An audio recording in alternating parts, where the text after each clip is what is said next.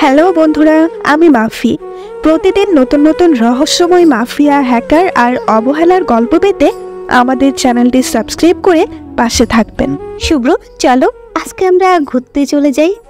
আমার বাড়িতে একা থাকতে ভালো লাগছে না। আপু আর দুলাভাইও তো চলে গেছে শপিংয়ে। আচ্ছা ঠিক আছে, তুমি রেডি হয়ে নাও, আমি একটু পর বের হচ্ছি, তখন তোমাকে নিয়ে যাব। এরপর মুন্নি খুশিতে লাফাতে লাফাতে চলে গেল রেডি হতে। ওদিকে শুভ প্রস্তুত হয়ে গেল। দুজন দুজনকে প্রচণ্ড ভালোবাসে, কিন্তু শুভর একটু সময়ের প্রয়োজন। সে এখনও পড়াশোনা করছে, তাদের বয়স খুবই কম, তাই তাদের পরিবার কিছুতেই মেনে নিচ্ছে না তাদের বিয়ের ব্যাপারটা। শুভ বড়লোক বাবার ছোট ছেলে। বাবা মা ছোটবেলায় মারা গেছেন, রেখে গেছেন অনেক সম্পত্তি। সেই সম্পত্তি তার বড় ভাই দেখাশোনা করে। অপরদিকে শুভদের থেকে একটু পিছিয়ে রয়েছে মুন্নিদের পরিবার। মুন্নিরা দুই বোন আর এক ভাই। তাদের ভাই থাকে মালয়েশিয়াতে, ওখান থেকেই সে পড়াশোনা করতেছে। তিন্নির বিয়ে হয়েছে শুভরই বড় ভাই রিমনের সাথে, সেখান থেকেই তাদের পরিচয়। এবং বিয়ের দিন মুন্নিকে দেখেই পছন্দ করে ফেলে শুভ, কিন্তু সেদিন আর বলতে পারেনি মুন্নিকে। এরপর থেকেই মুন্নির পেছনে ঘুরতে ঘুরতে অনেক দিন, শেষ পর্যন্ত তার ভালোবাসার কথা যখন মুন্নিকে বলে, তখন মুন্নি কোনো আপত্তি করেনি। সেও স্বাচ্ছন্দ্যে মেনে নিয়েছে। রিমন নিজের ভাইয়ের পছন্দকে কোনো দিনও অসম্মান করে না। তার একমাত্র শালীকে সে খুব পছন্দ করছে। এটা তার জন্য আরও সুখের সংবাদ। কিন্তু রিমন চায় তার ভাই যেন পড়াশোনা করে বাবার ব্যবসায় হাল ধরে। সে একা এই ব্যবসাটা সামলাতে পারছে না। মুন্নির বাবা ছিলেন শুভদের বাবার ম্যানেজার, সেখান থেকেই তাদের পরিচয়। এবং শেষ পর্যন্ত রিমনের জন্য তিন্নিকে নিয়ে আসা হয়। তাদের সংসার ভালোই কাটছিল, সুখে শান্তিতে তার দিনও যাপন করছিল সবাই। কিন্তু মুন্নির বাবা কিছুটা লোভী প্রকৃতির মানুষ। তিনি তার জামাইকে অনেক বেশি ভালোবাসেন, কিন্তু শুভকে একদমই সহ্য করতে পারেন না। শুভ তখন মুন্নিকে নিয়ে ঘুরতে বের হয়ে গেলে মুন্নি শুভকে অনেক বেশি ভালোবাসে। দুজনেই ইন্টার ফার্স্ট ইয়ারে পড়ে। শুভর ছোটবেলা থেকেই ইচ্ছা হয় সে একজন ডাক্তার হবে। তার বাবা ক্যান্সার আক্রান্ত হয়েই মারা গিয়েছিলেন। সে চায় ক্যান্সার আক্রান্ত মানুষগুলোকে আর না পারুক একটু সেবা করতে। সেই জন্যই সে ডাক্তার হওয়ার সিদ্ধান্ত নিয়েছে। কিন্তু রিমন, সে চায় যেন তার বাবার ব্যবসায় দেখাশোনা করে শুভ। এই নিয়ে দুই ভাইয়ের মধ্যেই অনেক খুনসুটি হয়। ওদিকে রিমন তিন্নিকে নিয়ে তার শ্বশুর বাড়িতে চলে যায়। দুই বাড়ি তেমন একটা দূরত্বের নয়, এই 20 মিনিটের রাস্তা। তিন্নি বাহানা করেছে তার বাবা মাকে সে দেখতে চায়, তাই তাকে তার শ্বশুর বাড়িতে নিয়ে যায়। শ্বশুর বাড়িতে পৌঁছাতেই তিন্নির বাবা দৌড়ে এসে বলে, আরে জামাই বাবা যে, তোমরা আমাদেরকে না জানিয়ে চলে আসলে। তোমরা যদি জানিয়ে আসতে তাহলে তো একটা ব্যবস্থা করতে পারতাম। আর মুন্নি না তোমাদের সকালে বাসায় গিয়েছিল? হ্যাঁ, মুন্নি আমাদের বাসায় গিয়েছি, কিন্তু ওকে আমরা রেখে চলে এসেছি। ও নাকি শুভর সাথে কোথায় ঘুরতে যাবে, তাই আমরা ওদেরকে রেখে শপিংয়ে এসেছিলাম। ভাবলাম আপনাদেরকে একটু দেখে যাই।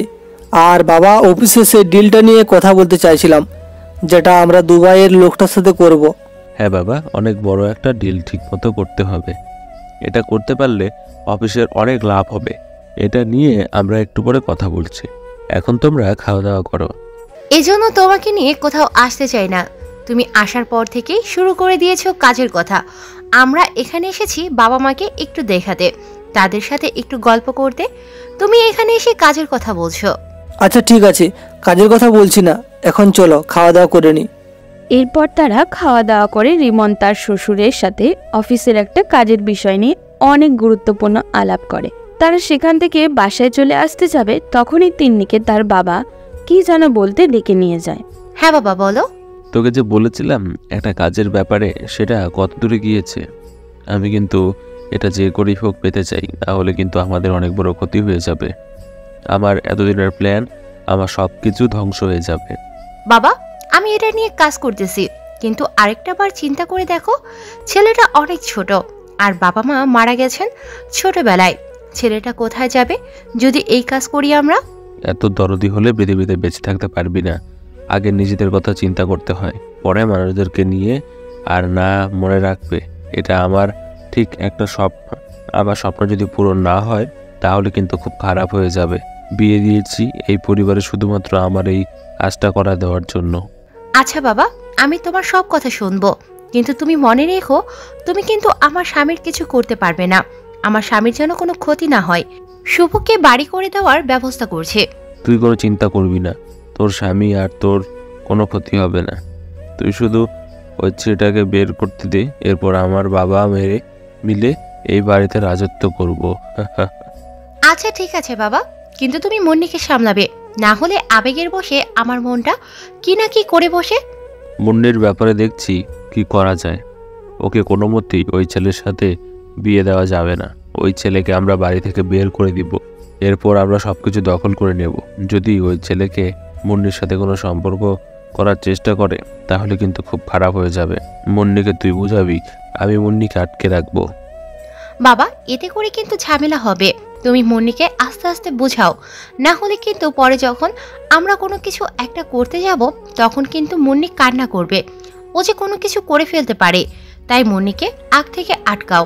আচ্ছা, তুই কোনো চিন্তা করিস না, মুন্নির ব্যাপারটা আমি দেখতেছি। তোকে যে কাজ দিয়েছি সেটা ঠিক মতো করতে হবে।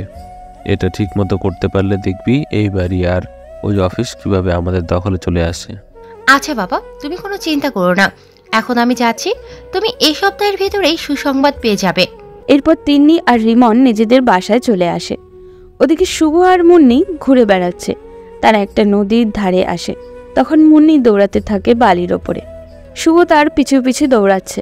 তখন হঠাৎ করেই মুন্নি পড়ে যেতে নিলে শুভ ধরে ফেলে। মুন্নি তখন বলে, এইভাবে সারা জীবন আমাকে ধরে রাখবে তো? কোনোদিন আমাকে ছেড়ে যাবে না তো? আমি কিন্তু তুমি চলে গেলে একদম মরে যাব। না পাগলি, আমি কোনোদিন তোমাকে ছেড়ে চলে যাব না। আমি সারা জীবন তোমার সাথে থাকব। তুমিও কোনোদিন আমাকে ছেড়ে চলে যেও না। তোমাকে আমি প্রচণ্ড ভালোবাসি। তোমার বিরহে আমি পুরো শেষ হয়ে যাব। তুমি কোনো চিন্তা করো না, আমি কোনোদিন তোমাকে ছেড়ে যাব না। সারা জীবন তোমার হাতটা এইভাবে শক্ত করে ধরে রাখবো। তুমি তোমার পরিবারকে বোঝাও। তোমাকে কতবার বললাম আমাকে বিয়ে করতে, কিন্তু তুমি এই রকম করছো। কিছুটা অভিমানের সুরেই কথাটা বলে মুন্নি। তখন শুভ মুন্নিকে শক্ত করে জড়িয়ে ধরে বলে, দেখো মুন্নি, আমার এখনো পড়াশোনার অনেক বাকি। আমি এখনো ইন্টার প্রথম বর্ষে পড়ছি। আমার উচিত অনেক বড় হওয়া, কারণ আমার স্বপ্ন আমি একজন ডাক্তার হব। যতদিন না পর্যন্ত আমি ডাক্তার হতে পারছি ততদিন পর্যন্ত আমি পৃথিবীর কোনো কিছু চিন্তা করি না। সেখানে তোমাকে আমি কিভাবে বিয়ে করব? এরপর যদি আমার কিছু হয়ে যায়? কথাটা বলতেই মুন্নি কান্না করে দেয়। এরপর কান্না করতে করতে বলে, এইরকম বাজে কথা জীবনে মুখে আনবে না। তোমার কিচ্ছু হবে না, আমি তোমার পাশে সব সময় থাকবো। তোমার যদি কিছু হয়ে যায় তাহলে আমি মরে যাব। হয়েছে, আর কান্না করতে হবে না। এখন চলো পাশে ফিরে যাই। ভাবি আর ভাইয়া মনে হয় চলে আসছে। এরপর তারা বাসায় ফিরে আসে। মুন্নি আর শুভকে একসাথে দেখে তিন্নি কিছুটা রেগে যায়, কিন্তু সেটা শুভর সামনে প্রকাশ করে না। এরপর যখন শুভ নিজের রুমে চলে যায় তখন তিন্নি মুন্নিকে ডেকে নিয়ে যায় নিজের রুমে, গিয়ে বলে, এই মুন্নি, তোকে কতদিন বলেছি না, আব্বু না করেছে শুভর সাথে তুই মিশবি না, তাহলে কেন শুভর সাথে সবসময় ঘুরে বেড়াস? আমরা না করেছি এটা তুই জানিস না? আপু, আমি শুভকে ভালোবাসি, আর ওকে ছাড়া আমি বাঁচবো না। আমি বিয়ে করলে ওকেই করব। শুভ আমাকে অনেক ভালোবাসে, আর দুলা ভাইয়ের তো কোনো আপত্তি নেই। বেশি বড় হয়ে গেছিস, আমার মুখের উপর কথা বলছিস তাই না? একদম থাপ্পড় দিয়ে গাল লাল করে দেব। আরেকদিন যদি দেখি শুভর সাথে ঘুরতে তাহলে কিন্তু খুব খারাপ হয়ে যাবে। মুন্নি সেখান থেকেই চলে যায় আর তিন্নি সেখানেই দাঁড়িয়ে রাগে ফুঁসতে থাকে। এরপর এভাবে 2 দিন কেটে যায়। মুন্নি নিজের বাসায় চলে গেছে, শুভ নিজের বাসায়। তিন্নি তাই নিজের প্ল্যানটা সাকসেসফুল করার জন্য একটা বুদ্ধি করে। সে তার পরিবারের সবাইকে ইনভাইট করে। রিমন অফিসের কাজের জন্য একটু ব্যস্ত, তাই শুভকেই সব কিছু দেখতে হচ্ছে।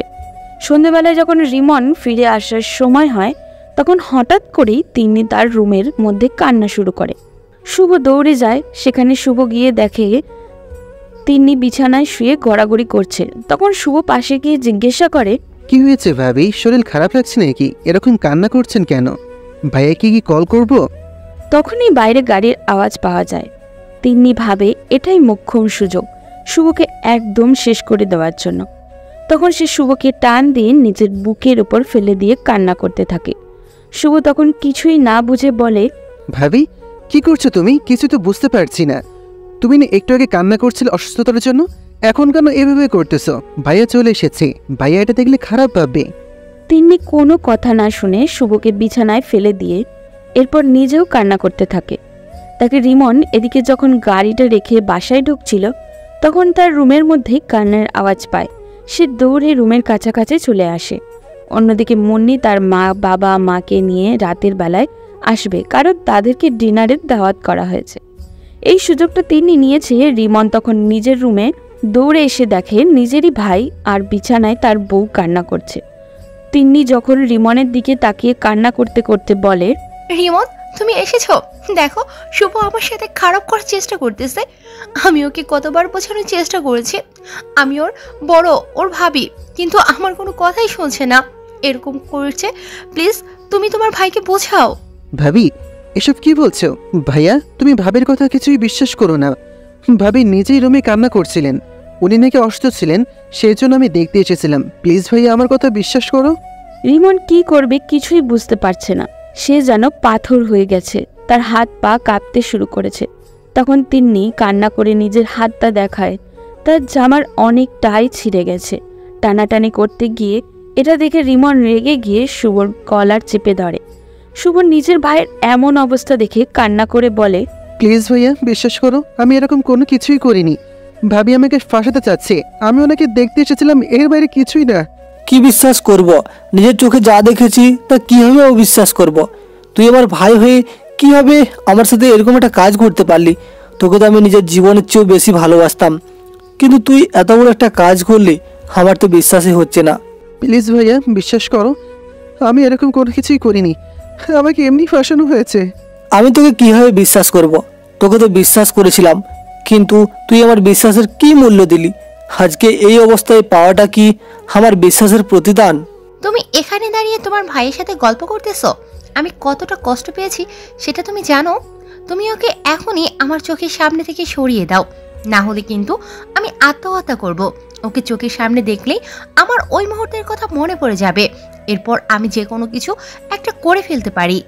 শুভ তখন কান্না করতে করতে নিজের রুমে চলে যায়, আর রিমন সেখানেই বসে কান্না করতে থাকে। একটু পর তার শ্বশুর শাশুড়ি সবাই চলে আসে।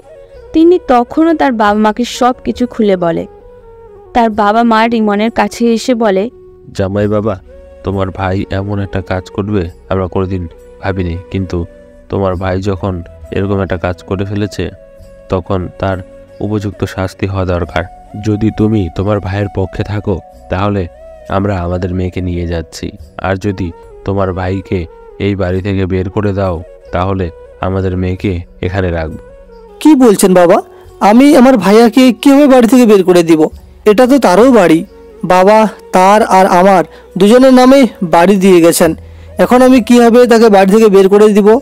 আমি আমার মেয়েকে নিয়ে এখান থেকে চলে যাচ্ছি। এরকম একটা জঘন্য ছেলের বাড়িতে আমি আমার মেয়েকে রাখবো না। না জানি তুমি অফিসে থাকতে আর কোনোদিন কি কাজ করে দাও, আজকে এমন একটা কাজ করলে কালকে আরও খারাপ কিছু করতে পারো। এরকম ছেলেকে আমার একদম বিশ্বাস নেই। এখন আমি কি করব বাবা? আমার পক্ষে তো আমার ভাইকে বের করে দেওয়া সম্ভব নয়। আমি ওকে অনেক বেশি ভালোবাসি। বাবা মা মারা যাওয়ার পর আমিই তো ওর সব, কিন্তু এখন যদি ওকে বের করে দিই তাহলে ও কোথায় যাবে, কি করবে? তুমি কোনো চিন্তা করো না, ওর দেখো আরও কত ব্যবস্থা পড়ে আছে। এরকম ছেলে আমার খুব ভালো করে চিনা আছে। আমার মেয়ের সাথে এরকম খারাপ কাজ করেছে আমি বিশ্বাস করতে পারছি না। তোমার ভাই এটা, তুমি কত ভালো মানুষ, আর তোমার ভাই এরকম একটা কাজ করতে পারলো? দুলাভাই, আমার বিশ্বাস হচ্ছে না শুভ এই কাজ করতে পারে। তোমরা কি নিজের চোখে দেখেছো শুভকে এই কাজ করতে? রিমন তখন চুপ হয়ে যায়। মুন্নি বুঝতে পারে যে তার বোন যেটা বলছে সেটা সত্যি।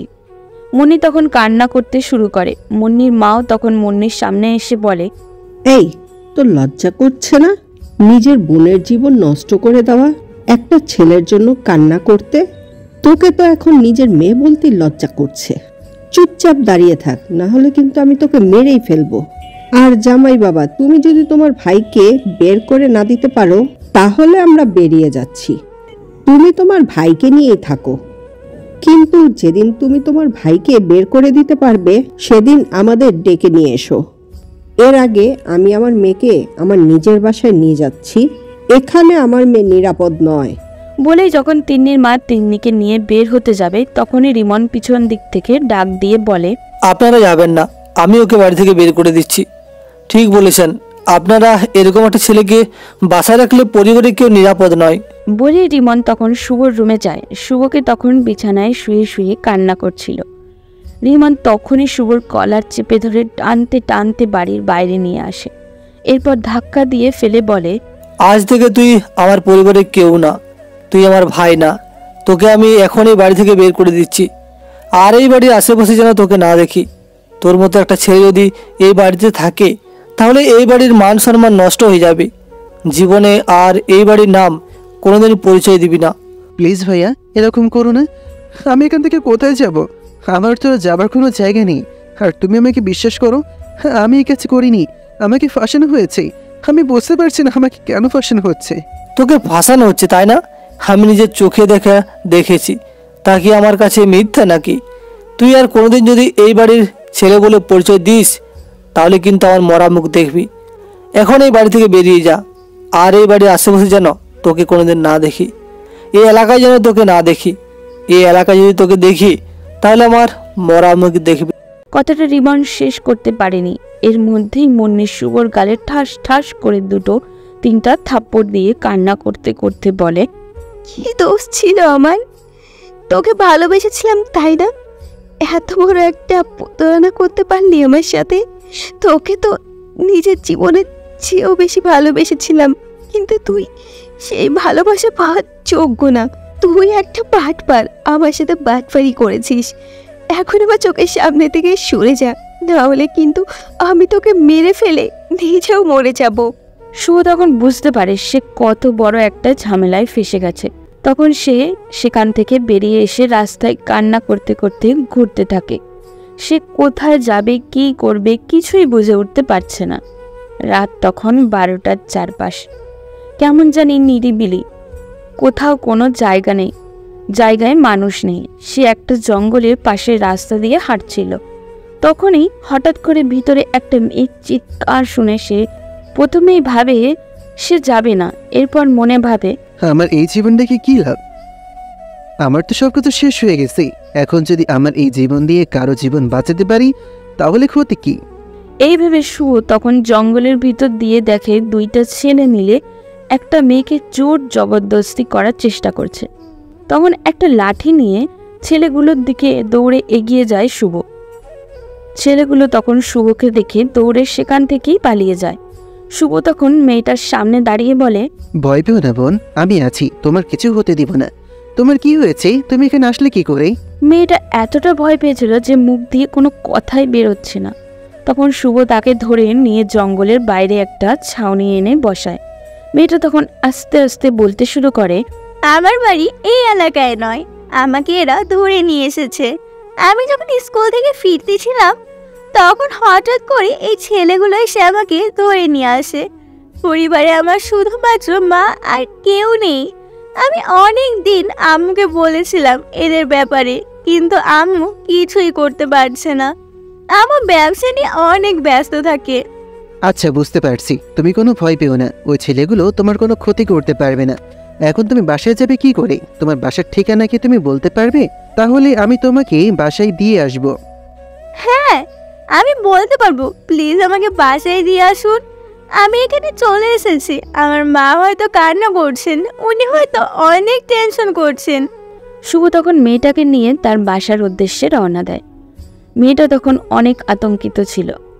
তখন মেয়েটা শান্ত করার চেষ্টা করে প্রায় 2 ঘন্টা চলার পর তারা মেয়েটার বাসায় এসে পৌঁছায়। মেয়েটা অনেক বড়লোক পরিবারের মেয়ে। হয়তো এই কারণেই ছেলেগুলো ওকে নিয়ে ধ্বংস করে দেওয়ার চেষ্টা করছিল। শুভ তখন বাড়ির দরজায় নক করে। একটা ভদ্রমহিলা এসে দরজা খুলে দেয়।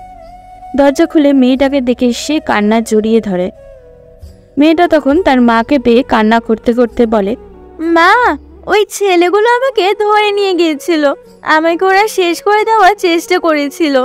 বলতে বলতেই মেয়েটা প্রায় অজ্ঞান হয়ে যাচ্ছিল। তখন শুভ বলে, আপাতত ওকে একটু বিশ্রামে রাখুন, ও ভয় পেয়েছে, সেজন্য কোনো কথা বলতে পারছি না।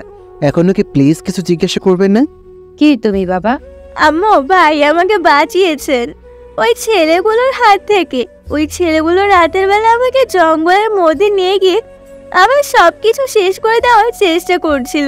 তখন এই ভাইয়া কোথা থেকে এসে আমাকে বাঁচিয়েছেন। তিহার মা যখন তিহাকে তার রুমের মধ্যে দিয়ে নিচে আসেন, নিচে এসে শুভর সামনে দাঁড়িয়ে কান্না করে বলেন, আমি তোমাকে কিভাবে কৃতজ্ঞতা প্রকাশ করব আমি ভাষা খুঁজে পাচ্ছি না। তোমাকে অসংখ্য ধন্যবাদ আমার মেয়েটাকে বাঁচানোর জন্য। তোমার নাম কি? জি, আমার নাম শুভ। আর এটার জন্য এত ধন্যবাদ দিতে হবে না, কারণ এটা আমাদের নৈতিক দায়িত্ব যে কেউ এই অবস্থা দেখলেই মেয়েটাকে বাঁচানোর চেষ্টা করত। আমিও সেটাই করেছি, তাই এসব নিয়ে টেনশন না করেই নিজের মেয়েকে একটু দেখে রাখবেন। আমি চেষ্টা করব আমার মেয়েটাকে আর কোনোদিন যেন কোনো ক্ষতি না হয় এই ব্যবস্থা করার। কিন্তু তোমার বাসা কোথায়? শুভ তখন কি যে বলবে তার ভাই বলে দিয়েছে, সে যেন তার বাড়ির কোনো পরিচয় বেঁচে না থাকে। তখন শুভ সেই ভদ্রমহিলার সামনে দাঁড়িয়ে কান্না করতে করতে বলে তার সব ঘটনা। তিনি তখন শুভর সব ঘটনা শুনে শুভকে বলেন, বাবা, তোমার যদি কোনো আপত্তি না থাকে তাহলে আমার ছেলে হয়ে সারা জীবন এ বাড়িতে থাকতে পারো। আমার কোনো ছেলে নেই। আমার স্বামী মারা যাওয়ার পর থেকে আমি এই পরিবারটা দেখে শুনে করতেছি। একজন ছেলে খুব ভালো হয়। তুমি প্লিজ আমার ছেলে হয়ে এই বাড়িতে থাকো, আর আমার মেয়েটাওকে দেখে রাখবে। ওকে তুমি নিজের বোনের মতো রাখবে, প্লিজ বাবা। না আন্টি, এটা কি করে হয়? আমি কি করে আপনাদের বাসায় থাকতে পারি? প্লিজ আমাকে এই অনুরোধ করবেন না। বাবা, আমাকে তোমার মায়ের মতোই দেখো। তোমার মা বলে কি তুমি না করতে পারতে? আমি তোমাকে নিজের ছেলের মতো রাখবো, কোনোদিন কষ্ট দেবো না। প্লিজ বাবা, এখানে থেকে যাও। মায়ের কথা শুনে শুভ কান্না করে সেই ভদ্রমহিলাকে জড়িয়ে ধরে। তিনিও শুভকে নিজের ছেলের মতো আগলে রাখেন। শুভ তখন আস্তে আস্তে সেই বাড়িতে অভ্যস্ত হতে থাকে। প্রায় 1 মাস যাওয়ার পরে নাজমা বেগম এসে শুভর সামনে দাঁড়িয়ে বলেন, বাবা, এভাবে তো বাড়িতে বসে থাকলে হবে না। তোমাকে এখন পড়াশোনা করতে হবে। তোমার ইচ্ছে কি? তুমি কি হতে চাও? আম্মু, আমার ছোটবেলা থেকে ইচ্ছে করেই আমি একজন ডাক্তার হব। আমার বাবা ক্যান্সারে আক্রান্ত হয়ে মারা গিয়েছিলেন। সেই থেকেই আমার ইচ্ছা আমি একজন ডাক্তার হব এবং মানুষের সেবা করব, যাতে মানুষগুলো একটু মৃত্যুর আগে শান্তিতে থাকতে পারে এই পৃথিবীতে। এটা তো খুব ভালো কথা। তুমি কাল থেকে কলেজে যাবে। তোমার কলেজ আর তিহার স্কুল পাশাপাশি। তুমি তিহাকে নিয়ে স্কুলে দিয়ে কলেজে চলে যাও। আমি তোমাকে কলেজে ভর্তি করে দেওয়ার ব্যবস্থা করছি। বলেই নাজমা বেগম সেখান থেকে চলে গেলেন। নাজমা বেগম নিজের স্বামীর ব্যবসা দেখাশোনা করেন, বলতে নিজের ব্যবসায় বসেই সবকিছু দেখাশোনা করেন। স্বামী অনেক বড় লোক ছিলেন, অনেক টাকা পয়সা রেখে গিয়েছেন। এরপর থেকেই নাজমা বেগম সবকিছু দেখাশোনা করেন। তার ম্যানেজার অফিসে সবকিছু কন্ট্রোল করেন। এরপর রাতের বেলায় এসে নাজমা বেগমের কাছে সব হিসেব দিয়ে যান। এরপর শুভ পরের দিন থেকেই কলেজে ভর্তি হয়ে পড়াশোনা শুরু করে। এমনভাবে পড়াশোনা করে যেন পড়াশোনায় জীবনের সব কিছু তার। সব কিছু রেখে পৃথিবীর সব মায়া ত্যাগ করে সে। পড়াশোনার পেছনে নিজের জীবনকে বিসর্জন দিতে বছর পেরিয়ে গেছে। সে তার পরিবারের থেকে দূরে চলে এসেছে। পরিবারের কথা এখনও তার একদমই মনে পড়ে না। কেন মনে পড়বে? ওই পরিবারের মানুষগুলো তাকে এত অপমান, এত অত্যাচার করে বাড়ি থেকে বার করে দিয়েছে। আবার কি সেই বাড়িতেই সে ফিরে যাবে? আজ শুভ ডাক্তারি পাশ করে একজন প্রফেশনাল ডাক্তার হিসাবে কাজ শুরু করবে। সেই জন্যই নাজমা বেগম এসে তার ছেলেকে জড়িয়ে ধরে কান্না করে বলে, আজকে আমার ছেলে ডাক্তার হয়ে গেছে। আমার যে কি আনন্দ লাগছে বলে বোঝাতে পারবো না বাবা। কিন্তু এখন তো আর একটা কাজ করতে হবে। কি কাজে আম্মু? আমি অনেক দিন থেকে স্বপ্নে দেখছিলাম তোমাকে বিয়ে দেব। বাবা, এখন তো তুমি ডাক্তার হয়ে গেছো। এতদিন তোমার কোনো চাকরি ছিল না, তুমি একজন ছাত্র ছিলে। সেই জন্য তোমাকে এই কথাটা বলতে পারিনি। আমারও তো বয়স হয়েছে, আর তিহারও বিয়ের সময় হয়ে এসেছে। ওকে আমরা বিয়ে দিয়ে দেব কয়েকদিন পরে। এরপরে বুড়িটাকে কে দেখবে? আরে আম্মু, তুমি কি বলো? তুমি বুড়ি কোন দিন হলে? তুমি এখন আমার স্ট্রং মম। কিন্তু তুমি যখন বলেছো আমার বিয়ের কথা, তাহলে সমস্যা নেই, কিন্তু আমাকে তো কিছুদিন টাইম দিতে হবে। আমি আজ সবেমাত্র ডাক্তার হিসেবে কাজ শুরু করেছি। কয়েকদিন যাক, এরপর আস্তে আস্তে সব কিছু হয়ে যাবে। তিহা তখন তার ভাইয়ের সামনে এসে বলে, ভাইয়া, আজকে তোকে একদম হিরোর মতো লেগেছে। ভাবি যদি দেখতো এটা তাহলে নিশ্চয়ই পাগল হয়ে যেত। কিন্তু দুঃখের বিষয়, আমাদের ভাবিকে আমরা সেটাই চিনি না। তবে খুব তাড়াতাড়ি জেনে যাব। একদম পাকামি করার চেষ্টা করবি না। এখন যা, গিয়ে বোর্ডে বস। বলেই শুভ বাসা থেকে বেরিয়ে চেম্বারের উদ্দেশ্যে রওনা দেয়। সে একটা হসপিটালে ডিউটি করবে। হসপিটালটা সরকারি। শুভ তখন সেখানে চলে আসে। এরপরেই ভাবে, দেখতে দেখতে 2 মাস কেটে যায়। তখন শুভর মা কিছুতেই শান্ত হতে পারছে না। সে যে করেই হোক শুভর বিয়ে দেবে। আজকে সকাল থেকে তার প্রস্তুতি নিচ্ছে, মেয়ে দেখতে যাবে। শুভর মা তখন শুভর সামনে এসে একটা ফটো এগিয়ে দিয়ে বলে, এই না বাবা, এই হচ্ছে সেই মেয়ে যাকে আমরা দেখতে যাচ্ছি। তোমার পছন্দ হলে আমরা দেখতে যাব। তুমি কোনো চিন্তা করো না। তোমার অপছন্দের কাউকে আমরা নিজের বউ ঘরে নিয়ে আসবো না। শুভ তখন ফটোটা হাতে নিয়ে যখনই ফটোটার দিকে তাকায়, কিছুক্ষণ স্তব্ধ হয়ে দাঁড়িয়ে থাকে। কি অসম্ভব সুন্দর মেয়েটা! শুভ তখন এক দৃষ্টিতে তাকিয়ে আছে। তিহা তখন বলে, হইছে আম্মু, চলো, পারলে এখনই বউ করে নিয়ে আসি। শুভ কিছুটা লজ্জা পেয়ে যায়। এরপর নিজের রুমে যায় সে। মেয়েটাকে দেখতে যাচ্ছে, তার নাম ইসরাত। শুভ নিজের রুমে এসে মেয়েটার কথা চিন্তা করতে থাকে। তখনই তার মা এসে সেই মেয়েটার নাম্বার দিয়ে যায়। ওদিকে ইসরাত, আমার মতে বাবা বিয়ে ঠিক করেন, সবে মাস্টার্স শেষ করেছি। আমি চাই ভালো চাকরি করতে, তাই একের পর এক জবে ইন্টারভিউ দিয়ে যাচ্ছি। আমার বাবা ঢাকা বিশ্ববিদ্যালয়ের প্রফেসর, তাই আমার এতটুকু পড়ার সৌভাগ্য হয়েছে। বাবা গত রাতে এসে বলল, দেখছো না ইসরাত, ছেলেটি কেমন? আমি ধরফড়িয়ে শোয়া থেকে উঠে ছবিটা হাতে নেই, কিন্তু একটুও দেখতে ইচ্ছে হচ্ছে না। ছবিটা দেখবো কি দেখবো না কনফিউশনে পড়ে গেলাম। বাবা আবার তাড়া দিলেন যেন ছবিটা দেখি। আমি না চাইতেও ছবিটা দেখতে বাধ্য হই। ছেলে দেখতে ভালোই, কিন্তু এই বিয়েতে আমার মত নেই। আমি ছবিটা বাবার দিকে এগিয়ে দেই। বাবা আমার জবাবের আশায় ঠায় দাঁড়িয়ে আছে। চুপ করে আছি দেখে বাবা বললেন, কিরে, কিছু তো বল, ছেলেটি দেখতে কেমন? আমি আমতামতা করে বললাম, বাবা ভালো। বাবা আমি একটা কথা বলতে চাই তোমাকে। বাবা আমাকে থামিয়ে দিয়ে বললেন, মা, আমি জানি তুই কি বলতে চাস। তুই তো কোনোদিন আমার কথার অবাধ্য হোসনি, আর আজও আমার কথা মেনে নে। আমি কথা দিচ্ছি তোর কোনো ক্ষতির কারণ হব না। কিন্তু বাবা আমি যে... কোনো কিন্তু নয় ইসরাত, তুই যাকে ভালোবাসিস সেই ছেলেটা মোটেও ভালো নয়। এলাকায় মাস্তানি করে বেড়ায়, পরদের সম্মান করে না, অনেক অগোছালো ছেলেটা। তোর জন্য যাকে আমি পছন্দ করেছি সে একজন ডাক্তার, যথেষ্ট ভালো। আর ফ্যামিলিতে শুধু তার মা আর একটা ছোট বোন আছে। তুই অনেক সুখী হবি। আমি কি জবাব দেব মাথায় আসছে না। একদিকে আমার ভালোবাসার মানুষ, অন্যদিকে বাবা। ছোটবেলা থেকেই বাবা আমাকে মানুষ করেছেন। আমার যখন 7 বছর বয়স তখন মা হার্ট অ্যাটাক করে মারা যায়। এরপর বাবার বিয়ে করেনি, যদিও আমার নানা নানুরা বিয়ের জন্য বাবাকে চাপ দিয়েছিল। তাও বাবা আমার সুখের আশায় বিয়ে করেনি। কখনো মায়ের অভাবটা আমাকে বুঝতে দেয়নি। বাবা ভারাক্রান্ত মুখে চলে যেতেই আমি ফোন নিয়ে রাশেদকে ফোন দিই। কল রিসিভ করলে আমার বিয়ের কথা ওকে জানাই। রাশেদ শুধু একটা কথাই বলেছিল, ইশরাত, তুমি বিয়ে করে নাও, আমি এখনো চাকরি জোগাড় করতে পারিনি। ভালো থেকো, আল্লাহ হাফেজ। আমি কান্নায় ভেঙে পড়ি। এটাই কি আমার রাশেদ, যে সবসময় বলতো আমাকেই বিয়ে করবে সে, আমাকে ঘিরেই তার জীবন, এখন বলছে আমাকে বিয়ে করে নিতে? কি করব ভেবে পারছি না। আবারও ফোন দিই রাশেদের নাম্বারে, কিন্তু ফোন বন্ধ। আমি বারবার ফোন করেই যাচ্ছি রাশেদকে, কিন্তু রাশেদ ফোন আগের মতোই বন্ধ। ওর কোনো বন্ধুর নাম্বারও নেই আমার কাছে যে একটু খবর নেব। রাশেদের সাথে আমার ভার্সিটিতেই পরিচয় হয়েছে। একদিন দেখলাম ক্যাম্পাসের বাইরে রাশেদ কয়েকজন ছেলেকে দিয়ে র্যাগিং করছিল। আমি ওর পাশ দিয়ে যেতেই রাশেদ আমার দিকে হাঁ করে তাকিয়েছিল। আমি সেদিন কর্ণপাত না করে আমার বান্ধবী রিমাকে বললাম, এই বকাটিটা কে রে? রিমা অবাক হয়ে বলল, কি, তুই ওকে চিনিস না? ও হচ্ছে এই এলাকার টপ মাস্টার। নিচে তো লেখাপড়া করে না, এই ক্যাম্পাসে সে সবাইকে র্যাগিং করে, এমনকি টিচারদেরকেও ছাড়ে না। এই কথা শোনার পর রাশেদের ওপর অনেক রাগ আর ঘৃণা জন্মাতে থাকে আমার। প্রায় ক্যাম্পাসে আমাদের দেখা হতো, 2-1বার চোখাচোখি হতো। এক পর্যায়ে বুঝতে পারি রাশেদ আমাকে পছন্দ করে। আমার জন্য সে এলাকায় মস্তানি করা ছেড়ে দিয়েছে, আর কখনো এসব করবে না বলে আমাকে কথা দেয়।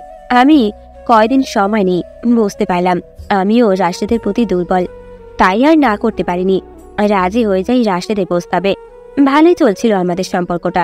প্রায় আমি রাশেদকে উপহার দিতাম, এমনকি রেস্টুরেন্টে নিয়ে যেও যেতাম। প্রায় রাশেদ আমার থেকে বিভিন্ন প্রয়োজনে টাকা চাইতো, বিনা কথায় আমি টাকা দিয়ে দিতাম। কোনোদিনও জানতে চাইনি এত টাকা কি করবে রাশেদ। আমাকে পায়ের নুপুর ছাড়া আর তেমন কিছুই দেয়নি, আর আমিও এসব নিয়ে কখনো আফসোস করিনি। বাবার ডাকে আমার ঘোর কাটে। আমি এতক্ষণ আমাদের সম্পর্কর কথাই ভাবছিলাম। খেতে রেখেছে বাবা। কোন সময় যেন আমার ফুপুও চলে এসেছেন, অথচ আমি রাশেদের চিন্তায় এতই বিভোর ছিলাম জানতেও পারিনি ফুপু এসেছে। কাল ছেলেপক্ষ দেখতে আসবে, তাই ফুপু চলে এসেছে। বাবা এসে বললেন, ইসরাত তাড়াতাড়ি আয়, তোর ফুফু এসেছে, খেতে ডাকছে। খাবার টেবিলে বসতেই ফুপু বললেন, ভাইয়া ছেলেটাকে আমাদের ইশরাতের সাথে ভালোই মানাবে, তোমার পছন্দ আছে বলতে হয়। আমার এমনিতেও মন মেজাজ ভালো নেই, তার মধ্যে ফুপু এসব শুরু করলেন। আমি হাসি মুখে কোনোভাবে খাবার টেবিল ছেড়ে উঠে আসি। রুমে ঢুকতেই আবারও ফোন দেওয়া শুরু করি রাসেলের নাম্বারে। ফোন এখনো বন্ধ। রাত প্রায় 12টা। রুমের মধ্যেও পায়চারি করছি, খুব অস্বস্তি লাগছে। হঠাৎ একটা আননোন নাম্বার থেকে কল আসে। আমি দ্রুত কল রিসিভ করতেই ওপাশ থেকে বলে, আসসালামু আলাইকুম। বিরক্তি কণ্ঠে সালামের জবাব দিলাম। চিনতে পারছেন না তাই তো? আমি শুভ, কাল আপনাকে দেখতে যাওয়ার কথা। তো মানে আমি চাইছি আমাদের দেখাটা বিয়ের দিনই হোক। আমি বললাম, আপনি যা ইচ্ছা তা করুন, আমার কোনো কথা বলতে ইচ্ছে হচ্ছে না। ফোন রাখলাম আমি। এরপর আর ওই নাম্বার থেকে কল আসেনি। সারা রাত দু চোখের পাতা এক করতে পারিনি। যে ছেলেটা সারাদিন ফোনে কথা বলার জন্য অস্থির থাকতো, আজ তার কাছে আমি অপরিচিত। ফজরের আজান হচ্ছে, অজু করে নামাজ পড়ে নিলাম। বিছানায় গা এড়িয়ে দিতেই সেই নাম্বার থেকে ফোন এসেছে। ফোন রিসিভ করতে না চাইলেও রিসিভ করলাম। ওপাশ থেকে বলছে, আসসালামু আলাইকুম, নামাজ পড়েছেন? আমি বিরক্তি ভরা কণ্ঠে সালামের জবাব দিলাম, ওয়ালাইকুম আসসালাম, জি পড়েছি। ওপাশ থেকে শুভ বলে উঠল, আলহামদুলিল্লাহ, আমিও পড়েছি। আচ্ছা তাহলে রাখছি এখন, ভালো থাকবেন, আল্লাহ হাফিজ। ফোনটা হাত থেকে রেখে দিয়েই ঘুমিয়ে পড়লাম। ফোনে এলার্ম দিয়ে রাখলাম, ভার্সিটিতে যাব। যদিও ক্যাম্পাসে কাজ নেই, রাশেদের খোঁজ করতেই যাব, কিন্তু বাসায় ফুফু আছে, কি বলে বের হব বুঝতে পারছি না। এসব ভাবতে ভাবতেই ঘুমিয়ে পড়েছি। এলার্মের শব্দে ঘুম ভেঙে গেছে আমার। তাড়াতাড়ি ফ্রেশ হয়ে তৈরি হয়ে নিলাম। ফুপু আমার রুমে এসে হাজির। মহা মুশকিলে পড়লাম। এসেই এক গাদা প্রশ্ন ছুড়ে দিলেন। কোথায় যাচ্ছি, কেন যাচ্ছি, কার সাথে যাচ্ছি, উফ অসহ্য লাগছে। তারপরেও মাথা ঠান্ডা রেখে জবাব দিলাম, আমার ফ্রেন্ড সাদিয়ার বাসায় যাব। এবার তুমি শান্তি? অনেকদিন দেখা হয় না, তাই দেখা করতে যাচ্ছি। আশা করি আমাকে আটকাবে না। হঠাৎ কলিং বেল বেজে উঠল। উফ, এ সময় আবার কে এলো? ফুপু দৌড়ে গেলেন দরজা খুলতে। দরজা খুললেই বলতে লাগলেন, আরে আপনারা এই সময়? আসার আগে ফোন করে দিতেন, তাহলে কিছু ব্যবস্থা করতে পারতাম। আরে কি যে বলেন না, আমরা কি পর নাকি? আমরা আজ বাদে কাল আপনাদের আপন মানুষ হতে চলেছি। তা আপনাদের মেয়ে কোথায়? ফুপু জবাব দিল, ভিতরেই আছে, আপনারা বসুন, আমি ওকে নিয়ে আসছি। আমার আর বুঝতে বাকি রইল না কারা এসেছে। মাথা প্রচুর পরিমাণে গরম হচ্ছে আবার। এই সময় তাদের আসতে হলো? ওদের তো বিকেলে আসার কথা ছিল। ফুপু রুমে এসেই বললেন, ইসরাত, তোমার কোথাও যাওয়া হচ্ছে না, তুমি তাড়াতাড়ি তৈরি হয়ে নাও। আমি কপাল কচলিয়ে ঠায় দাঁড়িয়ে আছি। ফুপু আমাকে এভাবে দাঁড়িয়ে থাকতে দেখে তাড়া দিলেন, এই যে কি বলছি শুনছো না? যখন ফুপু রেগে যায় তখন আমাকে তুমি করেই বলে। আমি গায়ে বোরকা আর হিজাব খুলে ফুপুর সামনে এসে রাগী কণ্ঠে বললাম, এখন হুট করে কি তৈরি হওয়া যায় নাকি? আমি যা ড্রেস পরে আছি সেই ড্রেস পরেই ওদের সামনে যাব। ওরা আমাকে এভাবে পছন্দ করলে করবে, না করলে নেই। এবার ফুপু আমার গালে ঠাস করে চড় মেরে দিলেন। আমি গালে হাত দিয়ে কান্না করছি। ফুপু ধমক দিয়ে বললেন, আমি ওদের সামনে সিন ক্রিয়েট করতে চাই না, তাড়াতাড়ি তৈরি হয়ে নাও। আর আমি একটা শাড়ি দিচ্ছি, সেটা পরেই তাড়াতাড়ি চলে এসো। আমার হাতে ফুপুর শাড়ি দিয়ে চলে গেলেন। কি মুশকিল, আমি তো শাড়ি পরতেই পারি না। এখন কিভাবে পরবো? আমি শাড়ি হাতে নিয়ে বিছানায় বসে রইলাম। 10 মিনিট পর ফুপু এসে আমার দিকে চোখ রাঙিয়ে তাকিয়ে রইলেন। আমি ফুপুর দিকে তাকাতেই ফুপু বলে উঠলেন, শাড়ি পরতে পারিস না বললেই পারতি। নে সোজা হয়ে দাঁড়া, আমি পরিয়ে দিচ্ছি। ফুপু শাড়ি পরিয়ে দিয়ে বললেন, এবার চোখে কাজল আর হালকা করে লিপস্টিক দে। তখনই পেছন থেকে শুভর বোন তিহা বলে উঠল, আমার ভাবি তো মাশাআল্লাহ এমনিতেই সুন্দর, এত সাজতে হবে না ভাবি, এসো তো আমার সাথে। তিহা আমাকে টানতে টানতে বর্ষার রুমে নিয়ে গেল। আমার হবু শাশুড়ি বললেন, মাশাআল্লাহ, আমার বৌমা তো চাঁদের মতো মিষ্টি দেখতে। এসো আমার কাছে এসে বসো। আমি না চাইতেও তার কাছে গিয়ে বসলাম। আমার হাত ধরেই একটা আংটি পরিয়ে দিলেন আর মুচকি হেসে বললেন, এই মেয়েকে আমার ছেলে বউ করে নিলাম। মিষ্টি মেয়েটাকে আর ঘরে রাখতে ইচ্ছে করছে না, ইচ্ছে করছে এক্ষুনি নিয়ে যায়। কিন্তু সমাজের কিছু নিয়ম কানুন আছে, আর ইসলামিক নিয়ম কানুন তো মানতেই হবে, তাই না? এর মধ্যেই ফুপু 4 কাপ চা বিস্কিট নিয়ে আসলেন। ফুপু রান্নার হাত মাশাআল্লাহ, কিভাবে যে তাড়াতাড়ি কম সময়ের মধ্যে এত সুস্বাদু খাবার বানিয়ে ফেললেন আল্লাহ ভালো জানে। খেতে না চাইলেও ওদের সামনে খেতে হলো। আমার হবু শাশুড়ি বলে উঠলেন, তাহলে বিয়ের দিন তারিখ ঠিক করা যাক। আমার তো তস হচ্ছে না, আমি যে 1 সপ্তাহের মধ্যে ওদের বিয়েটা হোক, কি বলেন? আমার ফুপু এবার আমার দিকে তাকিয়ে একগাল হেসে বললেন, বিহান তাড়াতাড়ি হয়ে যাচ্ছে না, আরও কিছুদিন সময় দিলে ভালোভাবে আমরা অনুষ্ঠান সম্পন্ন করতে পারতাম। আমার হবু শাশুড়ি বলে উঠলেন, আরে বিয়ান, আমার তো আপনাদের কাছে গয়নার জিনিসপত্র চাইছি না, ঢাকঢোল পিটিয়ে দিয়ে দিলে হবে। আমরা শুধু আপনার মেয়েকে চাই। তাহলে আজ রাতেই আমরা জানিয়ে দিব। আপনারা বসুন, আমি দুপুরের খাবারের ব্যবস্থা করছি। আর ইসরাত, এদিকে আয় তো। আগে আমার গা জ্বলে যাচ্ছিল। এতক্ষণ ধরে শাড়ি পরে কেউ বসে থাকতে পারে? উফ, অসহ্যকর। সোফা থেকে উঠতে যাব, এই সময়ে বাবা আসলেন। কিরে মা, শাড়ি পরতে বেশি কষ্ট বুঝি? তখন আমার হবু শাশুড়ি বললেন, ওকে শাড়ি পরতে হবে না বিয়ান মশাই, ও যেসব ড্রেস পরে কমফর্টেবল ফিল করে সেই সব ড্রেসে পরবে। আপনি এসেছেন ভালোই হলো, বিয়ের দিন তারিখ ঠিক করে ফেলি তাহলে। আমি চাই আগামী সপ্তাহে বিয়েটা হোক। আপনাদের মর্জি। আমার মেয়েটাকে আপনারা বউ করে নিচ্ছেন, এটাই আমার সৌভাগ্য। তবে এই মা মরা মেয়েকে একটু দেখে রাখবেন, মেয়েটা তেমন কাজও পারে না, আপনি শিখিয়ে দিলেই ও কষ্ট করে শিখে নেবে। আরে কি বলছেন বিয়ান, আমরা কি কাজে বুয়া নিয়ে যাচ্ছি? আপনার মেয়ে মানে আমার মেয়ে, বাসায় কাজের লোক অভাব নেই, সেখানে ওকে দিয়ে কাজ করব কি করে ভাবলেন? আমি আসলে এতটাই মুগ্ধ আমার হবু শাশুড়ি ব্যবহারে ইচ্ছে করছে জড়িয়ে ধরি, কিন্তু আমার মনটা সেই রাশেদের কাছেই পড়ে আছে। আর আজ বাসা থেকে বের হতে পারবো না, কিভাবে খোঁজ করব রাশেদের? বাবা আমাকে ডেকে বললেন, মা যাও, ফুফুর কাজে সাহায্য করো। আমি শাড়ি পরেই কিচেনে ঢুকলাম। ফুপু বললেন, এক কাজ কর, শাড়িটা চেঞ্জ করে আয়। আমি ফুপুর কথায় শাড়ি চেঞ্জ করে নতুন ড্রেস পরলাম। ফুপু হাতে হাতে সাহায্য করলাম।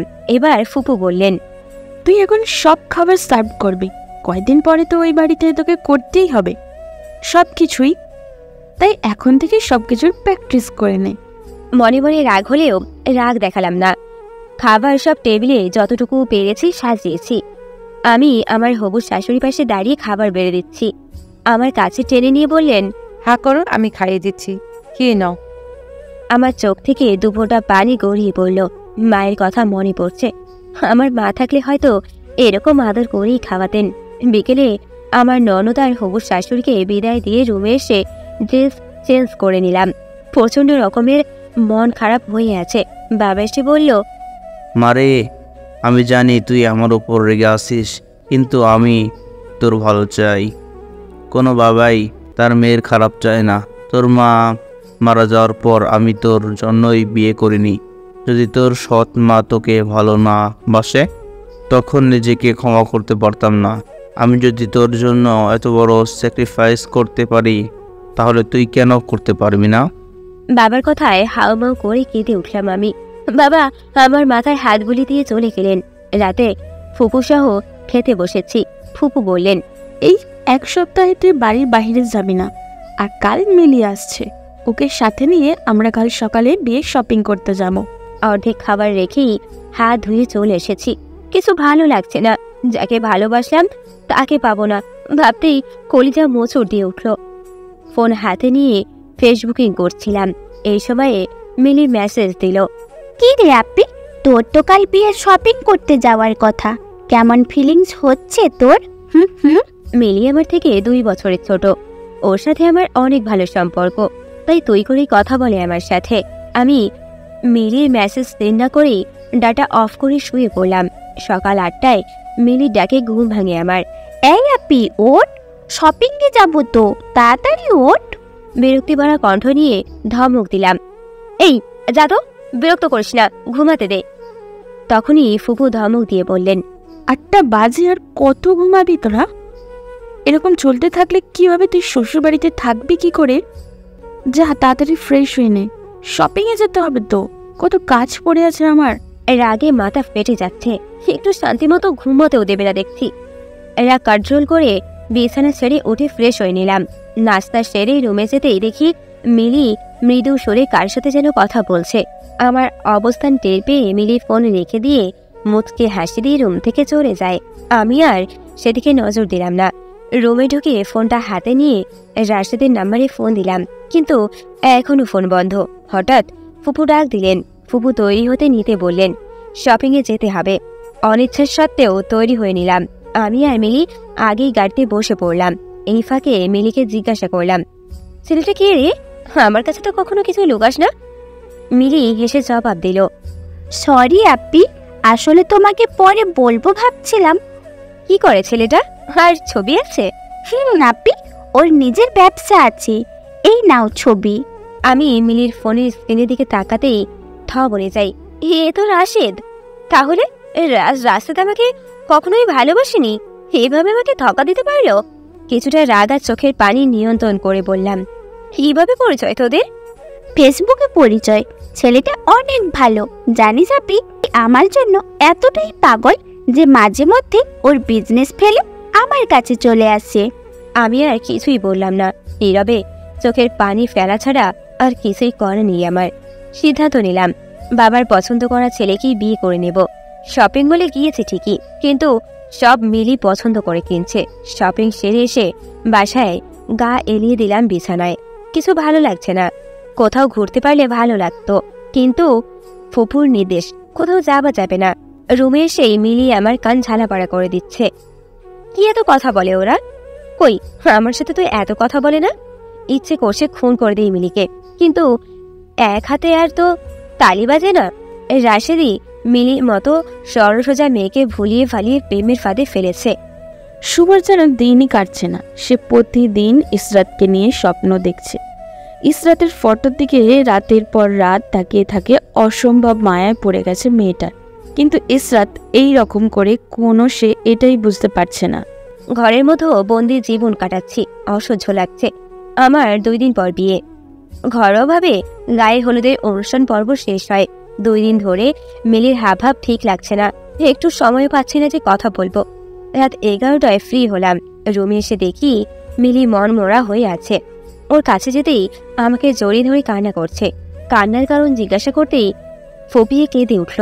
অনেকক্ষণ পর শান্ত হয়ে বলল, আপি, মেহেন্দি আমার ফোন তুলছে না, বলছে ব্রেকআপ। আমি বড় একটা নিঃশ্বাস ফেলে বললাম, ব্রেকআপ? ব্রেকআপের জন্য এত কান্না করতে হয় নাকি? আল্লাহ যা করে ভালোর জন্যই করে, হয়তো তোর জন্য উত্তম কিছু অপেক্ষা করছে। এবার আরো জোরে জোরে কাঁদতে লাগলো।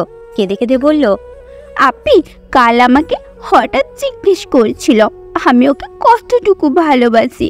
আমি বললাম অনেক ভালোবাসি, বিয়ে করলে তোমাকেই করব। তখন মেহেন্দি বলল, আমিও তোমাকে বিয়ে করতে চাই, কিন্তু কি করে বিশ্বাস করব তুমি আমাকে ভালোবাসো? আমাকে কি করতে হবে এটা প্রমাণ করতে? তুমি তোমার কিছু নোট ছবি ফাটাও, আর এক্ষুনি ফাটাবে। আমি অবাক হয়ে বললাম, এটা কেন করতে হবে? সবকিছু তো বিয়ের পর হবে। কিন্তু যখন বলল আমার সাথে ব্রেকআপ করতে চাই, তখন আমি ওকে বুঝতে পারলাম কি হতে চলেছে, কিন্তু এখন ওকে সামলানো খুব জরুরি, না হয় উল্টোপাল্টা কিছু করে বসবে। খুব রাগ হচ্ছে রাশেদের ওপর। এখন হয়তো অন্য কোথাও ফাঁদ পেতে আছে।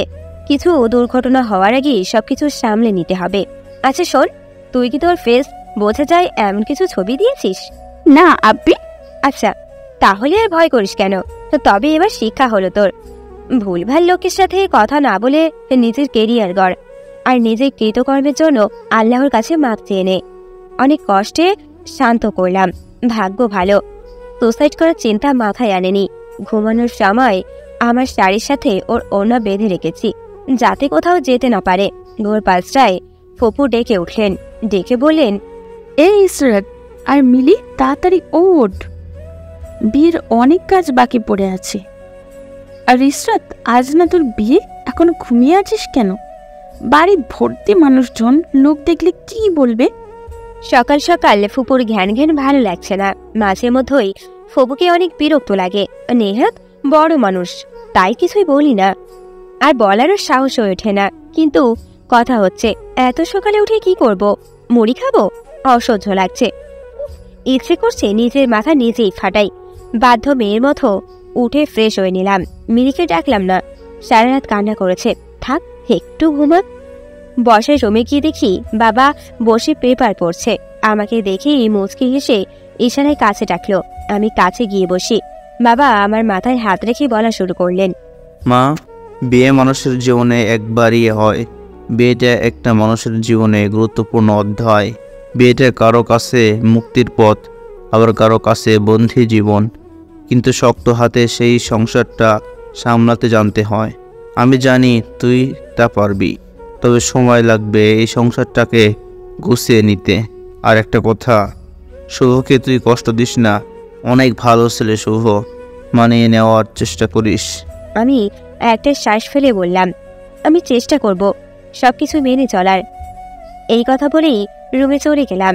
মিলি এখনো ঘুম থেকে ওঠেনি, আর ডাকতেও ইচ্ছে করছে না। রাশেদের কথা চিন্তা করলাম। আমার ভাগ্য অনেক ভালো, কোনো কিছু হওয়ার আগেই রাশেদ নিজে থেকেই আমার লাইফ থেকে চলে গেছে। কিন্তু আমি তো কোনোভাবেই পারছি না শুভর উপর মনটা বসাতে। বিয়ের পর কি করে সবটা সামলাবো? আমার শুভর নামটা শুনলেই কেমন যেন রাগ হয়। মিলিটাকে আমার ঘোর ভাঙে, আর মোরা ভেঙে আমাকে জড়িয়ে ধরে বলে, আব্বি আজ চলে যাবি তুই, তাই না? শ্বশুর বাড়িতে গিয়ে আমাকে ভুলে যাবি না তো? আমি মিলির গাল টেনে দিয়ে বললাম, না রে পাখি, তোকে কখনোই ভুলবো না। যা ফ্রেশ হয়ে নে। আজ কিন্তু আমাকে তুই সাজাবি, পারবি না সাজাতে? অবশ্যই পারবো। আমি চাইছিলাম মিলি যেন সবকিছু ভুলে থাকে, তাই সবসময় ওকে ব্যস্ত রাখছিলাম। বিকেল 4টা থেকে আমাকে সাজানো শুরু হয়। ঘরোয়াভাবেই বিয়েটা হবে, তবে আমাকে পার্লারে নেওয়া হয়নি, আর আমিও পার্লার পছন্দ করি না। সন্ধ্যা 7টার দিকে মিলি দৌড়ে এসে বলছে, আব্বি বর এসে গেছে, জানিস দুলাভাই কত হ্যান্ডসাম। ইচ্ছে করছে বিয়েটা আমিই করে নিই। মনে মনেই বলছিলাম, তোর করি নে না, আমারই তো ভালো হতো। এই প্রথম দেখলাম শুভকে, আসলেই অনেক স্মার্ট। যে কোনো মেয়েই প্রেমে পড়ে যাবে। শুভ আমাকে দেখার পর থেকেই কেমন হাঁ করে তাকিয়ে আছে। তাই দেখে মিলি আমার কানের কাছে এসে বলছে, দুলাভাই তো তোর থেকে চোখই সরাতে পারছে না রে। আজ বাসর রাতে কি হবে বুঝতে পারছিস? সাবধানে থাকিস আব্বি। এই কথা বলেই সবাই হো হো করে হেসে উঠল। আমার প্রচণ্ড রাগ হচ্ছিল। একে তো এই বিয়েতে মত নেই, তার উপর এইসব অসহ্য লাগছে। বিয়ে হয়ে গেলেই বাঁচি, তার পরের দিন ডিভোর্স চাইব। দেখি কিভাবে ডিভোর্স না দিয়ে পারে। আমার ভাবনায় ছেদ করে ফুপু আমার হাতটা টেনে শুভর সামনে এনে ধরলো, আর রাগ দেখিয়ে বলল, কোথায় থাকে মন? হ্যাঁ, কতক্ষণ ধরে বসে আছে ছেলেটা? নেই, তাড়াতাড়ি আংটিটা পরিয়ে দে। বিয়ে তো হয়েই গেল, এবার বিদায়ের পালা। বাবার প্রতি মনে একটু না অনেকটাই রাগ ছিল, তাই বাবার সাথে তেমন কথা বললাম না। বাবা হয়তো আমার এই আচরণে অনেক কষ্ট পেয়েছে। মিলি অনেকক্ষণ ধরে কান্না করছিল, আমিও কান্না আটকে রাখতে পারিনি। ফুপু আমাদের ছাড়িয়ে গাড়িতে নিয়ে বসালেন। আমি অন্যদিকে মুখ ঘুরিয়ে বসে আছি। সারাটা রাস্তা আমি শুভর সাথে কথা বলিনি। শ্বশুরবাড়িতে পা রাখতেই অনেকগুলো মানুষ আমাদের ঘিরে ধরল। আমার খুব অসহ্য লাগছে, শরীরটাও ক্লান্ত, প্রচুর ঘুম আসছে। কি করে বলি এদের? আমার ননদ এসে আমাকে একটা রুমে, মানে বর্ষার রুমে নিয়ে বসালেন। ঘরটা ভালোই সাজিয়েছে, আমার ননদ তিহা বলল, মাশাআল্লাহ, আমার ভাবিকে তো সেই রকম লাগছে। আমি মুচকি হাসি দিয়ে বললাম, ধন্যবাদ। তখনই তিহার ফোনে কল আসে, আর তিহা কল পেয়ে তাড়াহুড়ো করে চলে যায়। হয়তো ওর লাইফলাইন কল দিয়েছে। আমি ঘুরে ঘুরে রুমটা দেখছিলাম। হঠাৎ আমার ফোনে কল আসে। ফোন হাতে নিয়ে দেখি ফুপু কল দিয়েছে। অনিচ্ছার সত্ত্বেও কল রিসিভ করলাম। ফুপু বলতে শুরু করলেন, শুভ আসলে যেন ওকে সালাম করি, দুজনে 2 ওয়াক্তের নামাজ পড়ি, আর সকালে যেন তাড়াতাড়ি উঠি, সকালে উঠেই যেন গোসল করে নেই। এর মধ্যে শুভ এসে হাজির। আমি ফোন কেটে দিলাম। শুভ আমাকে দেখেই সালাম দিল। আমি সালামের জবাব দিলাম। তারপর আমাকে বলল, আজ যেহেতু আমরা স্বামী স্ত্রী, তুমি করে বলাই শ্রেয়, আর তুমি ড্রেস চেঞ্জ করে আসো, আমি অপেক্ষা করছি। আমি কোনো কথার উত্তর না দিয়ে ড্রেস চেঞ্জ করেই আসলাম। শুভ বলল, আসো নামাজ পড়ে নি। নামাজও পড়ে নিলাম। তারপর আমাকে বিছানায় বসতে বলল।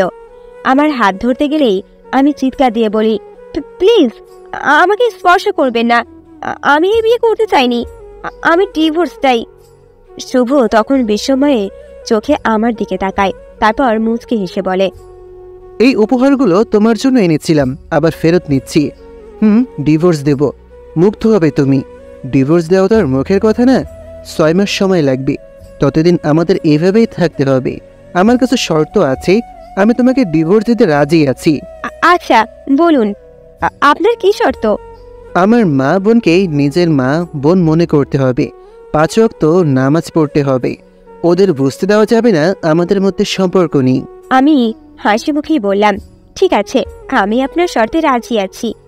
সেদিন রাতে আর কথা হয়নি আমাদের মধ্যে। আমার জন্য কিছু ধর্মীয় বই আর একটা নীল শাড়ি এনেছিল। সেগুলো আবার আলমারিতে যত্ন করে রেখে দিল। আমরা একটা খাটে শুই ঠিক, কিন্তু দুজন 2 প্রান্তে। কারো মুখে কোনো কথা নেই। প্রতিদিন সকাল 5টায় শুভ নামাজ পড়ে ওঠে, আমাকেও ডেকে ওঠায়। নিজেই নাস্তা তৈরি করে সবাইকে খাইয়ে চেম্বারে চলে যায়। আসে রাত 10টা-11টায়, কোনো সময় 12টা বাজে আসতে। এভাবেই চলছে আমাদের দিন। বিয়ে 3 মাস হতে চলল। আমি ওর জন্য অপেক্ষা করি না, কিন্তু শাশুড়ি মায়ের সামনে অপেক্ষা করে থাকতে হয়। দিনের পর দিন অভিনয় করে যেতে হচ্ছে। আমার শাশুড়ি তো আমাকে কোনো কাজই করতে দেয় না, এমনকি আমাকে খাইয়ে পর্যন্ত দেয়। ধীরে ধীরে ওদের প্রতি আমার ভালোবাসা বাড়তে থাকে। শুভ চেম্বার থেকে সব সময় কল দিত, বলতো, ইশরাত, নামাজের সময় হয়ে গেছে, নামাজ পড়ে নাও। আমিও বাধ্য হয়ে নামাজ পড়ে নিতাম। শুভ যে খারাপ তাও না, কিন্তু কেন যেন ওর ওপর আমি মন বসাতে পারছি না। শুভ আজ পর্যন্ত আমার গায়ে 1 ফোঁটাও স্পর্শ করেনি। দূর থেকেই কথা বলতো। ওর মত বিনয়ী, নরম মনের মানুষ খুব কমই দেখেছি, আর খুব কমই হাসতো।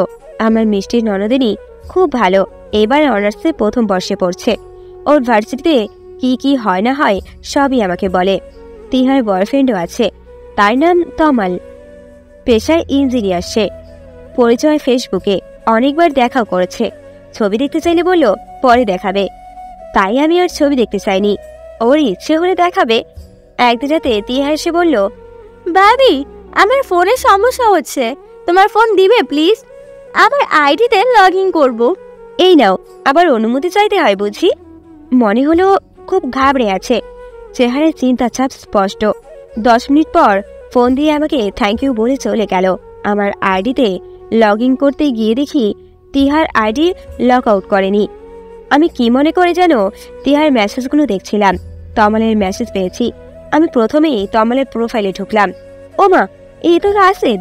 ছি, রাশেদ এতটা খারাপ হবে ভাবতে পারিনি। আমার বোন মেয়ের জীবনটা নষ্ট হতে গিয়েও হয়নি, আবার তিহার জীবনটাও নষ্টর পথে। না, এটা আমি কিছুতেই হতে দিতে পারি না। আমি চাই না ওর জীবন নষ্ট হোক। আমিও ওদের মেসেজে ঢুকলাম। তমাল ওরফে রাশেদ তিহাকে মেসেজ দিয়েছে। তিহা যদি ওর সাথে শারীরিক সম্পর্ক না করে তাহলে তিহার নুড পিকচার ভাইরাল করে দিবে। এই রকমটা আজ 1 সপ্তাহ ধরে হয়ে আসছে, কিন্তু তিহা কেন চুপ হয়েছিল? আমাকে কেন বলেনি? মনে মনে খুব রাগ হচ্ছিল। আমি দ্রুত তিহার রুমে চলে যাই। তিহা আমাকে দেখে চমকে ওঠে। আমাকে দেখে চোখের পানি আড়াল করার চেষ্টা করে। আমি তিহার সামনে গিয়ে দাঁড়াই।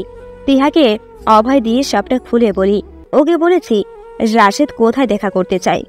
আরও রাজি আছে রাশেদের সাথে শারীরিক সম্পর্ক করতে। মূলত এটাই ছিল একটা ফাঁদ। রাশেদের শাস্তি হওয়া উচিত। ওকে শাস্তি না দিলে আরও অনেক মেয়ে ওর লালসের শিকার হবে। তিহা ইচ্ছে করেই রাশেদের সাথে মেসেজ চালিয়ে যায়।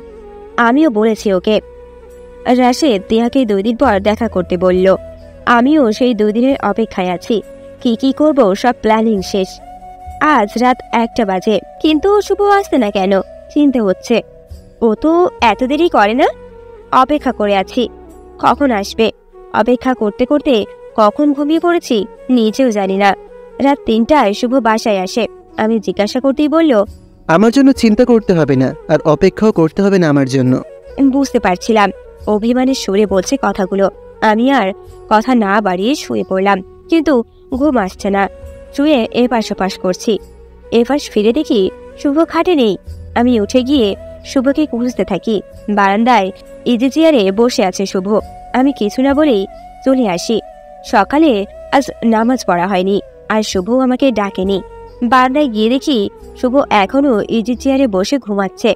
আমি ধীরে ধীরে শুভর কাছে যাই। আমার উপস্থিতি টের পেয়ে শুভ আড়মোড়া ভেঙে ইজি চেয়ার ছেড়ে উঠে যায়। কেন কথা বলছে না বুঝতে পারছি না। হঠাৎ এমন পরিবর্তন কেন যেন ভালো লাগছে না আমার। তবে কি আমি ভালোবেসে পেরেছি শুভকে? আজ খুব তাড়াহুড়ো করে চেম্বারে চলে যায় শুভ। ভাবলাম দুপুরে খাবার নিয়ে ওর চেম্বারে যাব। যেই ভাবা সেই কাজ। তাড়াতাড়ি করে দুপুরে রান্না শেষ করলাম। তারপর আমার শাশুড়িকে বলে চলে গেলাম চেম্বারে। ওখানে সবাই আমাকে এত সালাম আর শ্রদ্ধা করছিল, আমি খুব অবাক হয়ে গিয়েছিলাম। ওয়ার্ড বয় জিহাদ আমাকে শুভর চেম্বার দেখিয়ে চলে গেল। আমি চেম্বারে ঢুকতেই শুভ মলিন মুখে বলে উঠল, তোমার না আসলেও চলতো, ড্রাইভারকে দিয়ে পাঠিয়ে দিতে। শুভর কথা শুনে একটু কষ্ট পেলাম, কিন্তু ওর আচরণে কেন কষ্ট পাচ্ছি আমি তো ডিভোর্স চাই, আর কয়েকটা দিনই গেলেই আমি মুক্ত। আমি হাসি মুখে জবাব দিলাম, আমি যেহেতু আপনার বউ, আমার তো দায়িত্ব আছে, তাই না? আপনার চেম্বার দেখতে এলাম। যাই হোক, এত কথা না বলে খেয়ে নিন। শুভ আর কোনো কথা না বলে চুপচাপ খেয়ে নিল। আমিও বাসায় চলে এলাম। বিকালে বসে টিভি দেখছি। এমন সময় তিহা আমার পাশে এসে বসলো। কিছুটা চিন্তায় আছে মনে হচ্ছে। আমার দিকে তাকিয়ে মুখ ভার করে বলল, ভাবি কিচ্ছু হবে না তো, তুমি প্লিজ বাসায় এ ব্যাপারে কিচ্ছু বলো না। আমি বললাম, ভয় পেও না, বাসায় কেউ কিচ্ছু জানবে না। তুমি ওর সাথে মিসবিহেভ করো না, তাহলে ওকে ওর উপযুক্ত শাস্তি দিতে পারবো না। রাতে আমার এক ছোটকালের ফ্রেন্ডের কাছে ফোন দিলাম। রাজ নাম ওর, পুলিশের একজন কর্মকর্তা রাজ। ওকে সবকিছু জানালাম। এখন বাবাকে ধন্যবাদ দিতে ইচ্ছে করছে। বাবা যদি শুভর সাথে বিয়ে না দিত, তাহলে আমার জীবনটা কোথায় গিয়ে দাঁড়াতো বুঝতেই পারতাম না। সকাল 10টায় তিহা এসে বলল, ভাবি তোমার এখন যেতে বলেছে, এই নাও ঠিকানা, তুমি তৈরি হয়ে নাও, আমিও যাচ্ছি। আমি বোরখা আর নিকাব পরেছি, কেউ বুঝে উঠতে পারবে না এটা আমি না অন্য কেউ। শাশুড়ি মাকে বলেছি, মা আমরা শপিংয়ে যাচ্ছি, কিছুক্ষণের মধ্যে চলে আসব। মেন রোড থেকে বাসে উঠলাম। আমি আর তিহা বাসে আলাদা আলাদা সিটে বসে আছি, যাতে কেউ আমাদের সন্দেহ না করে। রাস্তাতে দেওয়া ঠিকানায় পৌঁছে গেলাম। দুজনেই একসাথে নামলাম, কিন্তু কেউ কারোর সাথে কথা বলছি না। তিহাকে শিখিয়ে দিয়েছি যেন ফোনের ক্যামেরা অন রাখে, আর ফোন এমনভাবে রাখে যাতে রাশেদ বুঝতে না পারে ওকে ভিডিও করা হচ্ছে।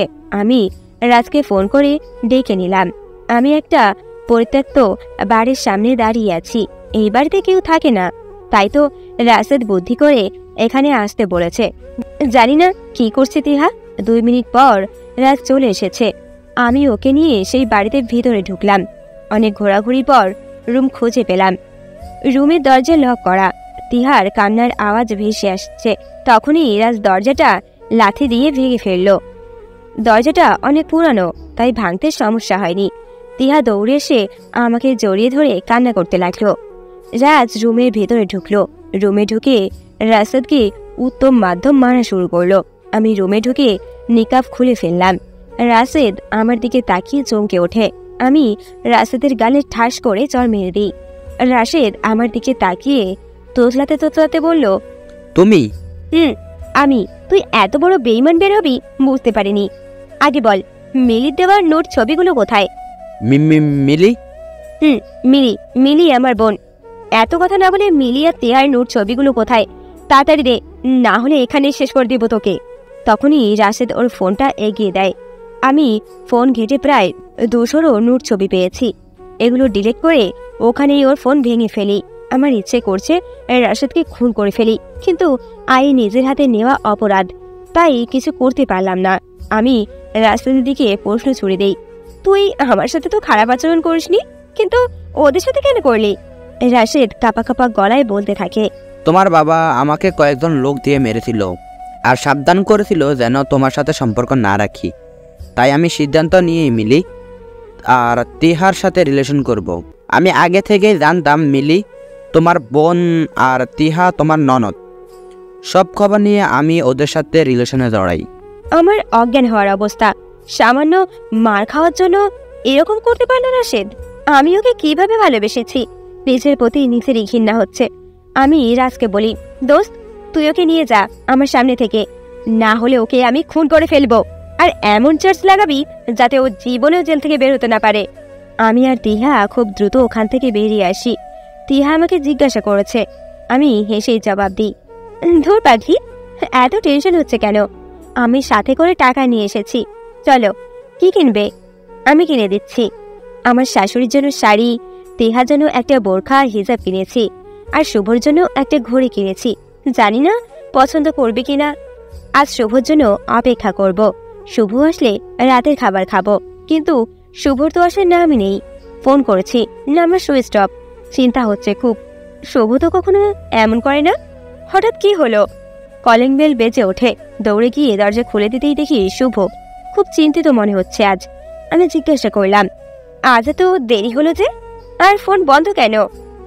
তখন শুভ কিছুটা রাগী গলায় জবাব দিল, ডিভোর্সের ব্যাপারে কথা বলতে গিয়েছিলাম, তাই দেরি হয়ে গিয়েছে। আর ফোন বন্ধ থাকতেই পারে, এত চিন্তা করার কি আছে?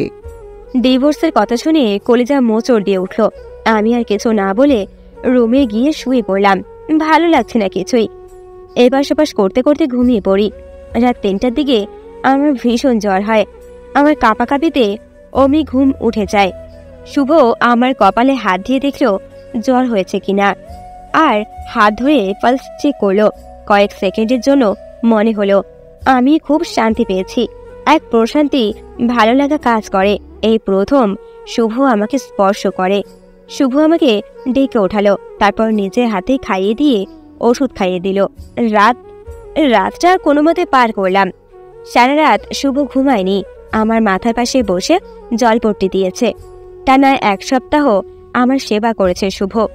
এই 1 সপ্তাহ শুভ না ঠিক মতো ঘুমিয়েছে, না ঠিক মতো খেয়েছে। যতবারই আমাকে স্পর্শ করেছে ততবারই আমার মধ্যে এক প্রশান্তি কাজ করত। এখনই বুঝতে পারছি বিয়ের পর সম্পর্কটা হালাল সম্পর্ক। বিয়ের পর স্পর্শই হলো হালাল স্পর্শ। আমি দুর্বল হতে থাকি শুভর প্রতি। ভাবতে থাকি কখন জানাবো শুভকে আমার মনের কথা। আজ মোটামুটি সুস্থ লাগছে। শুভ সেই সকালে চলে গেছে চেম্বারে, বাসায় ফিরবে রাতে। তাই শাশুড়ির কাছে জেনে শুভর পছন্দের খাবার রান্না করলাম। শুভ চিংড়ি ভুনা, আলুর ভর্তা আর মাছ ভাজি খুব পছন্দ করে। নীলপাড়ের একটা শাড়ি পরেছি, চোখে কাজল, হালকা লিপস্টিক দিয়েছি। টেবিলে খাবার বেড়ে অপেক্ষা করছি। শুভ আজ তাড়াতাড়ি এসেছে। আমি হাসি মুখে শুভর কাছে যাই। শুভ আমার এমন সাজ দেখে অবাক হয়ে তাকিয়ে থাকে। আমি শুভকে বলি, পরে দেখবেন, আগে ফ্রেশ হয়ে খেয়ে নিন। শুভ আর কথা বাড়ল না। ফ্রেশ হয়ে এসে খাবার খেতে বসলো। খাবার খেতে বসেও কোনো কথা বলেনি শুভ। আমাকে শুধু জিজ্ঞাসা করেছে, রান্নাগুলো কি করেছে? আমি হেসে জবাব দিই, আমি রান্না করেছি। কেন, ভালো হয়নি? শুভ আমার প্রশ্নের জবাব না দিয়ে খাবার শেষ করে উঠে গেল। আমিও পিছনে পিছনে গেলাম। গিয়ে দেখি শুভ বারান্দায় ইজি চেয়ারে বসে আছে। আমি শুভর হাত ধরতেই শুভ আমার হাত ছাড়িয়ে উঠে যেতেই আমি জোর করে শুভর হাত শক্ত করে চেপে ধরি। শুভ হাত ছাড়ানোর অনেক চেষ্টা করে, কিন্তু আমি হাত ছাড়িনি। আমি শুভকে ধমক দিয়ে বলি, কি সমস্যা আপনার? আমি যে এত কষ্ট করে সেজেছি, আপনার চোখে পড়ে না? শুভ আমার দিকে হাঁ করে তাকিয়ে থাকে। আমি ওর মুখ চেপে কানে কানে বলি, ভালোবাসি ভালোবাসি ভালোবাসি। শুভ চুপ করে থাকে, কোনো কথাই বলছে না। আমি এবার রেগে শুভর শার্টের কলার চেপে ধরে বলি, এই এত ভাব কিসের আপনার? একটা মেয়ে আপনাকে ভালোবাসি বলছে, আর আপনার কোনো রিয়াকশন নেই। ভালোবাসা দেবেন কিনা, নাকি জোর করে আদায় করব? এবার শুভ আর হাসি চেপে রাখতে পারল না, খুব জোরে জোরে হাসতে লাগছে শুভ। আমার গা জ্বলে যাচ্ছে, হাসতে হাসতেই বলছে, আমি তো এটাই চাইছিলাম যাতে তুমি নিজেই আমাকে ভালোবাসি বলো, তাই তো চুপচাপ তোমার কাণ্ডগুলো দেখছিলাম। আমি এলোপাথারি ঘুষি মারতে থাকি শুভর গায়ে। শুভ আমার হাতটা টেনে নিয়ে ওর বুকে জড়িয়ে নেয়, আমার কপালে চুমু এঁকে বলে, ওই পাগলি, ছেড়ে যাবে না তো? আমি কান্না করতে করতে বলি, আমাকে মাফ করে দিন, অনেক অন্যায় করছে আপনার ওপর। শুভ আমার মুখে হাত দিয়ে বলল, আপনি নয় তুমি। আজ রাতটা তোমার সাথে এই বারান্দায় গল্প করে কাটিয়ে দেব, তারপর তাহাজ্জুদ নামাজ পড়বো একসাথে। আমি কান্না চেপে বলি, হ্যাঁ আচ্ছা, আমি 2 মিনিটে আসছি। আমি দ্রুত রুমে এসে আমার ফোন হাতে নিই, বাবাকে একটা মেসেজ দিই, বাবা আই লাভ ইউ। তোমাকে কখনো কথাটা বলা হয়নি, তোমাকে অসংখ্য ধন্যবাদ শুভকে আমার জীবনসঙ্গী করার জন্য। আমার ভুলগুলো ক্ষমা করে দিও। তারপর বারান্দায় চলে আসি। আমি শুভর কাঁধে মাথা রেখে সারা রাত গল্প করি। তারপর রাত 3টায় দুজনে একসাথে তাহাজ্জুদ নামাজ পড়ি, আল্লাহর কাছে শুকরিয়া আদায় করি, আগের গুনাহের জন্য মাফ চাই। আমি জানি আল্লাহ ক্ষমাশীল, আল্লাহ নিশ্চয়ই আমার গুনাহকে মাফ করবেন। ইসরাত এসে শুভর পাশে বসে।